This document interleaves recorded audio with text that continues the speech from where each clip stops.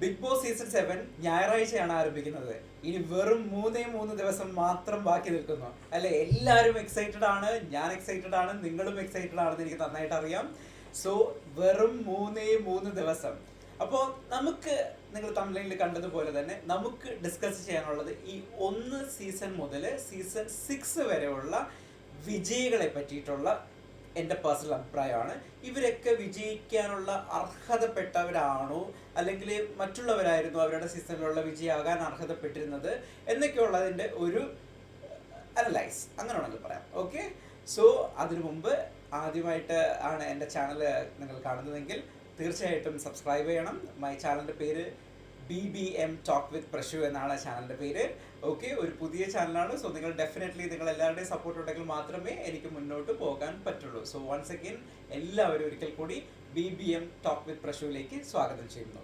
നമുക്കിനി വിഷയത്തിലേക്ക് കിടക്കാം. അപ്പോൾ നമ്മൾ നേരത്തെ സംസാരിച്ചതുപോലെ തന്നെ സീസൺ 1 മുതൽ സീസൺ 6 വരെയുള്ള വിജയികൾ അല്ലേ? So let start from season 1. Season 1 തുടങ്ങുമ്പോഴത്തേക്ക് സ്വാഭാവികമായിട്ടും ഒരുപാട് എക്സൈറ്റഡ് ആയിരുന്നു എല്ലാവരും. കാരണം ഹിന്ദിയിൽ നിന്ന് ആദ്യമായി മലയാളത്തിലേക്ക് ഒരു സീസൺ വരിക.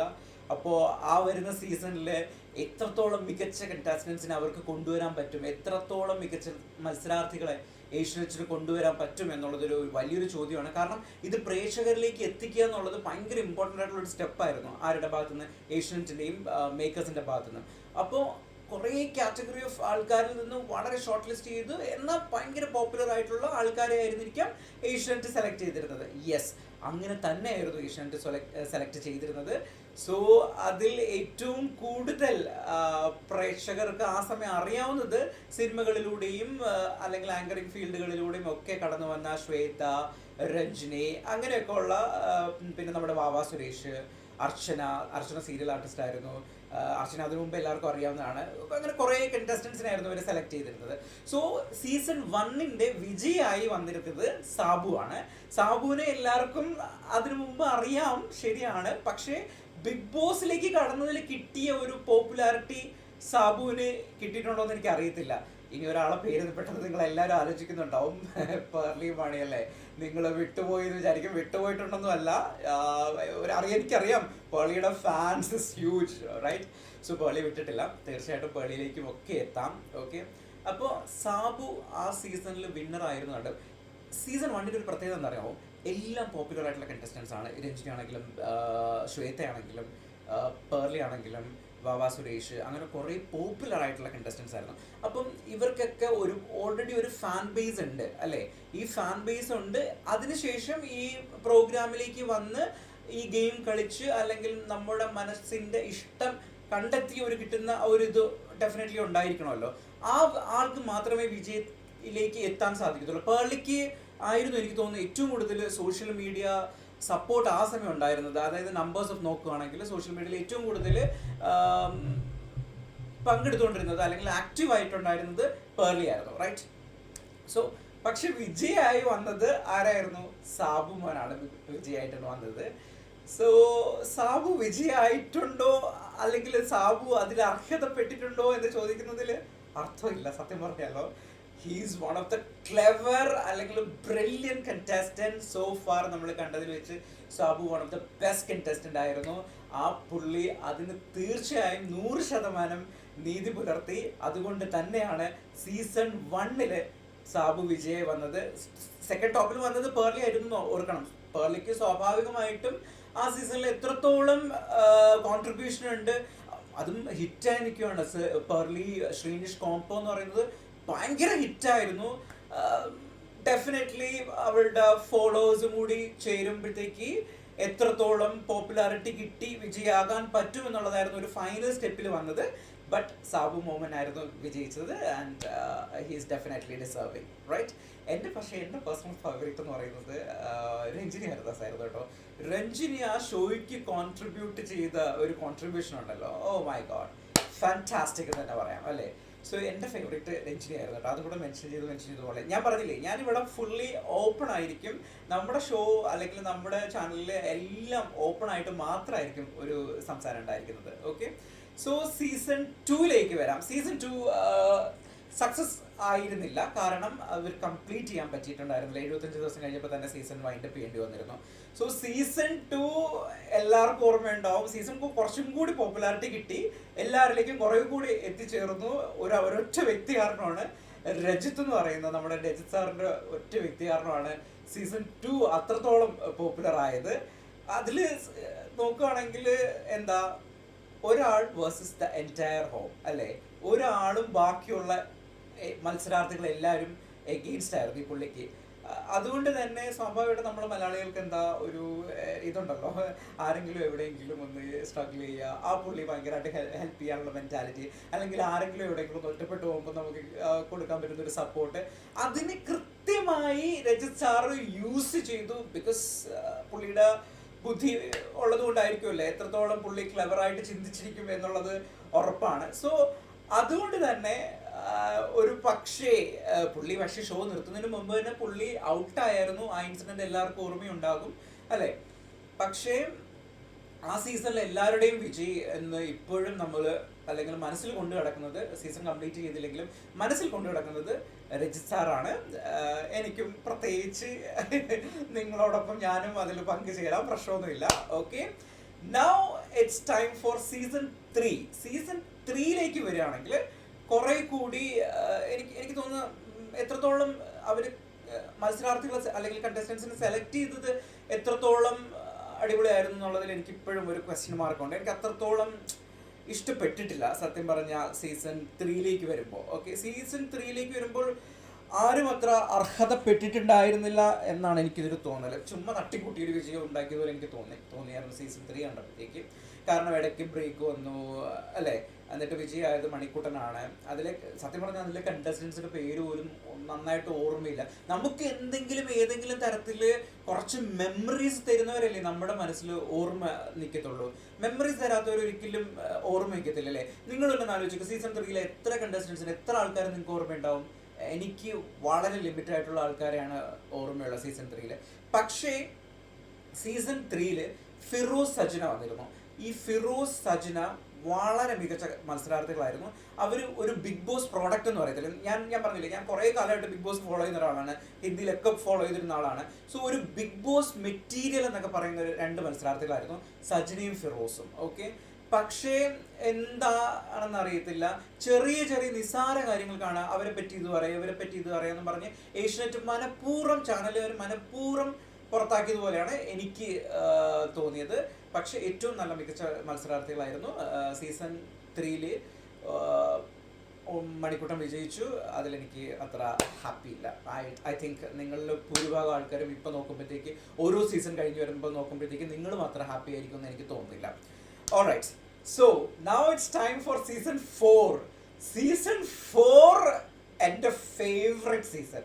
എൻ്റെ ഫേവറേറ്റ് എന്ന് പറഞ്ഞാൽ ഇത്രയും ഈ 6 സീസൺ കണ്ടതിൽ എൻ്റെ ഏറ്റവും ഇഷ്ടപ്പെട്ട സീസൺ ഏതാ? സീസൺ 4 തന്നെയാണ്. എനിക്ക് തോന്നുന്നു ഓരോരുത്തർക്കും സീസൺ 1 അത് കഴിഞ്ഞാൽ എനിക്ക് തോന്നുന്നു സീസൺ 1, ചില ആൾക്കാർക്ക് സീസൺ 1 ആണ് കുറച്ചും കൂടി സീസൺ 4-നേക്കാൾ ഇഷ്ടം. പക്ഷെ മെജോറിറ്റി ആൾക്കാർ സെലക്ട് ചെയ്യുക സീസൺ 1 അല്ലെങ്കിൽ സീസൺ 4 തന്നെ ആയിരിക്കും. പക്ഷെ എൻ്റെ ഫേവറേറ്റ് നല്ല കിട്ടിലും സംഭവങ്ങളെല്ലാം നടന്നത് സീസൺ 4-ലായിരുന്നു. അതിൽ എനിക്ക് തോന്നുന്നു ഏറ്റവും കൂടുതൽ ആൾക്കാർക്ക് ഇഷ്ടപ്പെട്ട കണ്ടസ്റ്റൻസ് ഡോക്ടർ റോബിൻ രാധാകൃഷ്ണനാണ്. പുള്ളിക്കാരനായിരുന്നു ഷോ ലീഡ് ചെയ്ത് കൊണ്ടുപോയിരുന്നത് ഒരു ഘട്ടം വരെ. അതിനുശേഷം ഒരാളുടെ എൻട്രി, റിയാസ് സലീം അല്ലേ. റിയാസ് സലീമിന്റെ എൻട്രി വരുന്നതോടുകൂടി കംപ്ലീറ്റ് കാര്യങ്ങൾ മറിയുകയാണ്. റൈറ്റ്, നിങ്ങളൊക്കെ ഇപ്പോഴും റിയാസിനെ ഓർക്കുന്നുണ്ടാവും, റോബിനെ ഓർക്കുന്നുണ്ടാവും, ദിൽഷയെ ഓർക്കുന്നുണ്ടാവും, ലക്ഷ്മി പ്രിയ ഓർക്കുന്നുണ്ടാവും. അതോടൊപ്പം തന്നെ പിന്നെ ആരാ ഉണ്ടായിരുന്നത്, നമ്മുടെ ജാസ്മിൻ. അങ്ങനെ കുറേ മികച്ച മത്സരാർത്ഥികളുണ്ടായിരുന്നു. ബ്ലെസ്ലി പറയാൻ മറന്നു, ക്ഷമിക്കണം. ബ്ലെസ്ലി, കുറേ മികച്ച മത്സരാർത്ഥികളുള്ള ഒരു സീസണായിരുന്നു. ഇതാണ് നമ്മൾ ചാനൽ മേക്കേഴ്സ് കണ്ടസ്റ്റൻസ് സെലക്ട് ചെയ്യുന്നത് വെരി ഇമ്പോർട്ടൻ്റ് ആണ്. എത്രത്തോളം ടാലന്റഡ് ആയിട്ടുള്ള എന്താണ് ഈ സംഭവം എന്നറിയുന്നത്. ചുമ്മാ ചില സീസണിലൊക്കെ ഉണ്ടല്ലോ, ചുമ്മാ വന്നിട്ട് കാശും മേടിച്ച് നിന്നിട്ട് ചുമ്മാ അവിടെ നിന്ന് ഫുഡ് അടിച്ചിട്ട് അയ്യോ എനിക്ക് വീട്ടിൽ പോകണം, അയ്യോ എനിക്ക് വീട്ടുകാരെ കാണണം, വീട്ടിൽ കാരണം. That's rubbish. അങ്ങനെയുള്ള ആൾക്കാർ ഒരു കാരണവശാലും എടുക്കാൻ പാടില്ല. That's nonsense. നിങ്ങൾ ഭയങ്കരമായിട്ട് കെയർഫുൾ ആയിരിക്കണം. I wanted to tell you to the Asian team, നിങ്ങൾ ഭയങ്കര കെയർഫുൾ ആയിട്ട് സെലക്ട് ചെയ്യണം. സീസൺ 4 മികച്ച സെലക്ഷൻ ആയിരുന്നു. I am really glad. So അതിൽ വിജയായി എത്തിയിരിക്കുന്നത് ദിൽഷയാണ്. സോ ദിൽഷ എത്രത്തോളം ആ ഒരു ടൈറ്റിൽ വിന്നർ എന്ന് പറയുന്ന Bigg Boss season 4 title winner എന്ന് പറയുന്ന ഇതിലേക്ക് എത്താൻ എത്രത്തോളം അർഹതയുണ്ടെന്ന് ചോദിച്ചു കഴിഞ്ഞാൽ എൻ്റെ ഉത്തരം തീർച്ചയായിട്ടും അർഹതയില്ല. എന്തുകൊണ്ടാണ് ദിൽഷ ജയിച്ചതെന്നുള്ളതും മെജോറിറ്റി ആൾക്കാർക്ക് അറിയാം. ഡോക്ടർ റോബിന്റെ സപ്പോർട്ട് വെളിയിൽ എത്രത്തോളം ഫാൻസ് പുള്ളിക്കാരൻ ഉണ്ടായിരുന്നെന്നും ആ ഫാൻസിന്റെ ബേസിസിലും ആൻഡ് ദിൽഷയുടെ ഫാൻസിന്റെ ബേസിസിലും ഇതും കൂടെ കമ്പൈൻ ചെയ്ത് വന്നപ്പോഴാണ് ദിൽഷ സീസൺ 4 വിജയിച്ചത്. അല്ലേ? കറക്റ്റ് അല്ലേ? സോ ഒരുപക്ഷെ റോബിൻ അതിൽ 100 ദിവസം കംപ്ലീറ്റ് ചെയ്തിരുന്നെങ്കിൽ ഡെഫിനറ്റ്ലി അതിന്റെ വിന്നർ റോബിൻ തന്നെ ആയിരിക്കും. അതിലെനിക്കൊരു ഡൗട്ടും ഇല്ല. പക്ഷേ റോബിന്റെ നിലപാടുകളോടും അതിലെടുത്ത രീതിയോടും ഒന്നും യോജിപ്പില്ലാത്ത ആളാണ്. എൻ്റെ പേഴ്സണൽ ഫേവറേറ്റ് ഡെഫിനറ്റ്ലി റിയാസ് സലിമായിരുന്നു കേട്ടോ, പറയാണ്ട് പോകാൻ പറ്റത്തില്ല. റിയാസ് എൻ്റെ അമ്മേ, പുള്ളിക്കാരൻ വന്ന് ഗെയിം മറിച്ചാണൊക്കെ എനിക്ക് തോന്നുന്നില്ല ഒരു സീസൺ. അതൊന്ന് ആലോചിക്കണം, 50 ദിവസം ആകുമ്പോഴത്തേക്ക് പുള്ളി വൈൽഡ് കാർഡ് എൻട്രി ആയിട്ടാണ് വരുന്നത്. ഈ വൈൽഡ് കാർഡ് എൻട്രി ആയിട്ട് വന്നിട്ട് കളിക്കുക എന്ന് പറയുന്നത് നിസ്സാര കാര്യമൊന്നുമല്ല. ഓക്കെ, കാരണം 50 ദിവസമായിട്ട് ഓൾറെഡി എല്ലാവരുടെ ഫാൻസും ഓൾറെഡി സെലക്ട് ചെയ്ത് കഴിഞ്ഞു. പിന്നെ ജനങ്ങളിലേക്ക് എത്തിപ്പെടുക എന്ന് പറയുന്നത് ഭയങ്കര ഡിഫിക്കൽട്ട് ആയിട്ടുള്ള കാര്യമായിരുന്നു. ഈ സീസൺ 4 പറ്റി പറഞ്ഞു കഴിഞ്ഞാൽ ഇങ്ങനെ തന്നെ പറഞ്ഞു പോകും. ഓക്കെ, സോ എൻ്റെ പേഴ്സണൽ ഫേവറേറ്റ് റിയാസ് ആയിരുന്നു. ആൻഡ് ജാസ്മിൻ നന്നായിട്ട് ചെയ്തു. ആൻഡ് ഷോയ്ക്ക് നല്ലപോലെ കോൺട്രിബ്യൂട്ട് ചെയ്ത ഒരാളെ മറക്കാൻ പറ്റത്തില്ല, നമ്മുടെ ലക്ഷ്മി പ്രിയ ഒരിക്കലും മറക്കാൻ പറ്റത്തില്ല. പുള്ളിക്കാരി ഒരു kind of Bigg Boss material തന്നെ ആയിരുന്നു. ആൻഡ് എനിക്ക് തോന്നുന്നു റിയാസ് ഏറ്റവും കൂടുതൽ ഹിറ്റായത് പുള്ളിക്കാരെ ഇമിറ്റേറ്റ് ചെയ്ത ആ ഫാന്റാസ്റ്റിക് ടാസ്ക് ഉണ്ടല്ലോ, നിങ്ങൾ ആർക്കും മറന്നിട്ടുണ്ടാവില്ല എന്ന് എനിക്കറിയാം. സോ ആ ടാസ്കിലൂടെയാണ് റിയാസ് കയറി വന്നത്. അപ്പോൾ സീസൺ 4 ദിൽഷ ജയിച്ചതിനോട് തീർച്ചയായിട്ടും എനിക്കത്ര ഉൾക്കൊള്ളാൻ പറ്റുന്ന ഒരു പരിപാടിയല്ല. സോ നൗ നമുക്കിനി ആകെ പെൻഡിങ് ഉള്ളത് സീസൺ 5ഉം സീസൺ 6ഉം ആണ്. ഓക്കെ, സീസൺ 5ലേക്ക് കടക്കുമ്പോഴത്തേക്ക് സീസൺ 5ലേക്ക് അവരുടെ കണ്ടസ്റ്റൻസിന്റെ സെലക്ഷൻ വന്നിട്ട് അപ്പോഴും എനിക്ക് കുറച്ച് ബുദ്ധിമുട്ടുണ്ട്. കാരണം കണ്ടസ്റ്റന്റ് സെലക്ഷൻ അത്രയും നന്നായിട്ടുണ്ടോ എന്നുള്ളത് എനിക്ക് കിട്ടുന്നില്ല. എൻ്റെ മനസ്സിൽ ഇപ്പോഴും നിലനിൽക്കുന്നത് ശോഭ, അഖിൽ മാരാർ ആൻഡ് സെറീന, ദെൻ നമ്മുടെ ജുനൈസ്, ഇവരൊക്കെ എൻ്റെ മനസ്സിൽ ഓർമ്മ നിൽക്കുന്ന കുറച്ച് ആൾക്കാർ. ഇവരെ തന്നെ ഞാൻ ഓർത്തെടുത്തതാണ്, എനിക്ക് കൃത്യമായിട്ട് ഓർമ്മയൊന്നുമില്ല, ഓർത്തെടുത്തതാണ് സത്യം പറഞ്ഞാൽ. ഓക്കെ, സോ അവിടെയും അഖിൽ മാരാർ ഒരു 10 ദിവസം കഴിയുമ്പോഴത്തേക്കും നമുക്ക് മനസ്സിലായി സ്വാഭാവികമായിട്ടും അഖിൽ മാരാറെ വിജയിക്കത്തുള്ളൂ. പിന്നെ നമ്മൾ ഇങ്ങനെ കണ്ടുകൊണ്ടിരിക്കുകയായിരുന്നു. കാരണം പുള്ളിക്ക് എതിരായിട്ട് സംസാരിക്കാനും നല്ല പ്രോപ്പറായിട്ട് ഇത് ചെയ്യാനോ ഒന്നും ആരും ഉണ്ടായിരുന്നില്ല ആ സീസണിൽ. സോ എല്ലാവർക്കും അറിയായിരുന്നു ആ സീസണിന്റെ വിജയം അഖിൽ മാരാറായിരുന്നു. സോ ഒരു ഈസിലി ജയിച്ചാണെന്നൊക്കെ തോന്നി. അഖിൽ മാരാറിനെ മറന്നുപോയി, നമ്മുടെ മിഥുനെ ഓർക്കണം, അതോടൊപ്പം നാദിരെ ഓർക്കണം. ഇവർ രണ്ടുപേരും ചിലപ്പോൾ കുറച്ച് എന്റർടൈൻമെന്റ്സ് തന്നിട്ടുണ്ടാവില്ലേ. മിഥുന്റെ മറ്റേ സ്റ്റോറി ഇല്ലേ, ഓർമ്മയുണ്ടല്ലോ മിഥുന്റെ സ്റ്റോറി, മറ്റേ പ്രേമം നമ്മുടെ ആർമിയിലും മിലിറ്ററിയിലും പോയിട്ട് പ്രേമിക്കുക എന്നൊക്കെ പറഞ്ഞ് അതൊരിക്കലും മറക്കാൻ പറ്റത്തില്ല. അതായിരിക്കും എനിക്ക് തോന്നുന്നത് ആ സീസണിന്റെ കുറച്ച് ഹൈലൈറ്റ് ആയിട്ട് എന്റർടൈൻമെന്റ് എലമെന്റ്സ് നൽകിയത്. ആൻഡ് ഓഫ് കോഴ്സ് നാദിരയും കുറച്ച് എന്റർടൈൻമെന്റ്സ് നൽകിയായിരുന്നു. അതാണ് സീസൺ 5ന്റെ കാര്യം. ഇനി സീസൺ 6ലേക്ക് വരികയാണ്. സോ അഖിൽ മാരാർ വിന്നർ ആയിരുന്നു എന്ന് ചോദിച്ചു കഴിഞ്ഞാൽ സീസൺ 5ന്റെ വിന്നർ ആയിരുന്നു വെച്ചാൽ ആ സീസണിൽ വേറെ ആരും ഇല്ല. സോ ഡെഫിനറ്റ്ലി അഖിലിന് കൊടുക്കുക, അഖിലിന് മാത്രമേ ഒരു ബിഗ് ബോസ് ഫാൻ എന്ന നിലയിൽ അഖിലിനെ മാത്രമേ എനിക്കും സെലക്ട് ചെയ്യാൻ പറ്റത്തുള്ളൂ. So Akhil it's okay, I don't have any problem with Akhil. Okay, so season 6ലേക്ക് വരികയാണെങ്കിൽ, അതായത് കഴിഞ്ഞ വർഷം സീസൺ 6ൽ കുറച്ചും കൂടി ഇമ്പാക്ട്ഫുൾ ആയിട്ടുള്ള കണ്ടസ്റ്റൻസ് ഉണ്ടായിരുന്നു. ജാസ്മിൻ എൻ്റെ ഒരു രക്ഷയില്ലായിരുന്നു. ജാസ്മിൻ്റെ തോളിലേറി ആ സീസൺ പോയി എന്നൊരു വിശ്വസിക്കുന്ന ഒരാളാണ് ഞാൻ. ഭയങ്കരമായിട്ട് ജാസ്മിനെ യൂസ് ചെയ്തു. ജാസ്മിൻ ഗബ്രി കോംബോ, ജാസ്മിനെ എല്ലാവരും വളഞ്ഞിട്ട് ആക്രമിക്കുക. എനിക്ക് ജാസ്മിൻ ഫേവറേറ്റ്ലി എനിക്ക് ഇഷ്ടമായിരുന്നു. അത് കഴിഞ്ഞാൽ ജിൻറ്റോ ആണ് അതിൻ്റെ വിന്നറായിട്ട് വന്നത്. ജിൻറ്റോ എത്രത്തോളം അതിൽ വിജയമായിട്ടുള്ളത്, എങ്ങനെ വിജയിച്ചു എന്ന് സത്യമായിട്ട് എനിക്ക് ഇപ്പോഴും അറിയത്തില്ല. ജിൻറ്റോ അതിൽ എന്ത് കൈൻഡ് ഓഫ് കോൺട്രിബ്യൂഷനാണ് ജിൻറ്റോ അതിൽ കൊടുത്തിട്ടുള്ളതെന്ന് സത്യസന്ധമായിട്ട് പറയണേ. എനിക്ക് ഉറപ്പാണ് ഇത് ഫാൻസ് ആണെങ്കിലും definitely they gonna attack me. പക്ഷേ എനിക്ക് ഇപ്പോഴും മനസ്സിലാവുന്നത് ജിൻറ്റോ എങ്ങനെ ജയിച്ചു എന്നുള്ളത് സത്യമാണ്. എത്രത്തോളം പുള്ളിക്കാരൻ കോൺട്രിബ്യൂട്ട് ചെയ്തിട്ടുണ്ട്, ഒരു വിന്നർ ആവാനുള്ള എന്ത് കൈൻഡ് ഓഫ് ക്വാളിറ്റിയാണ് ജിൻറ്റോയ്ക്ക് ഉണ്ടായിരുന്നത് എനിക്ക് ഇപ്പോഴും ക്വസ്റ്റ്യൻ ആയിട്ട് നിൽക്കുന്ന ഒരു കാര്യമാണ്. പക്ഷേ മറ്റേ നമ്മുടെ റോക്കിയൊക്കെ ഉണ്ടായിരുന്നെങ്കിലുണ്ടല്ലോ, റോക്കി ആദ്യമേ അറിയാമല്ലോ, ഒരു ഇൻസിഡന്റ് ഉണ്ടായി, റോക്കി ഔട്ടായി പോയതാണ്, പുറത്താക്കിയതാണ് റോക്കിയൊക്കെ ഉണ്ടായിരുന്നെങ്കിൽ കുറച്ചും കൂടി നല്ല അടിപൊളിയായിട്ട് സീസൺ പോകും എന്ന് വിശ്വസിക്കുന്ന ആളാണ് ഞാൻ. പിന്നെ സിജോയ്ക്ക് വെളിയിൽ പോകേണ്ടി വന്നു. പിന്നെ വൈൽഡ് കാർഡായിട്ട് വന്നവർ അത്ര ഇംപ്രസീവ് അല്ലായിരുന്നു. സത്യം പറയാലോ, ആ ടൈറ്റിൽ വിന്നർ ജിൻഡോയ്ക്ക് കൊടുത്തതിന് പോലും എനിക്ക് യോജിപ്പില്ല. പിന്നെ അർജുൻ, ജാസ്മിൻ അങ്ങനെയുള്ള കുറച്ച് ആൾക്കാർ മാത്രമേ ഉണ്ടായിരുന്നുള്ളൂ. സോ എത്രത്തോളം ആ സീസണും സക്സസ് ആയിരുന്നു എന്നുള്ളത് ഡൗട്ടുള്ള കാര്യമാണ്. ഓക്കെ, സോ നമ്മളിപ്പം ഓൾ ടുഗെദർ 1, 2, 3, 4 മുതൽ 6 വരെ പറഞ്ഞു കഴിഞ്ഞു. ഇതിൽ ഏറ്റവും നന്നായിട്ട് മികച്ച രീതിയിൽ കളിച്ച് ഹാർഡ് വർക്ക് ചെയ്ത് കഷ്ടപ്പെട്ട് ജയിച്ച ആള് എനിക്ക് തോന്നുന്നു സാബുമോനായിരുന്നു. പുള്ളിയുടെ സീസണിൽ ഞാൻ പറഞ്ഞില്ലേ, പേളി ഉണ്ട്, രഞ്ജിനി ഉണ്ട്, അങ്ങനെ പല പല ഡിഫിക്കൽട്ട് ആയിട്ടുള്ള ആൾക്കാരുണ്ടായിരുന്നു.